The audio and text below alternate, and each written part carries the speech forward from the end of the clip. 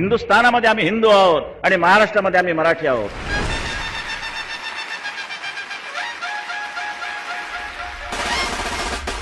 मनामध्ये माझ तरी आपण मुजोड नाही, दिसतो सदे भोळे तरी मनगट कमजोर नाही. आपल्याला लढायाचा कुणामध्ये जोर नाही, आपल्या एवढी कुणाचीही निष्ठा कठोर नाही. महाराष्ट्र वाचवण्या मतभेदा दूर टाकले,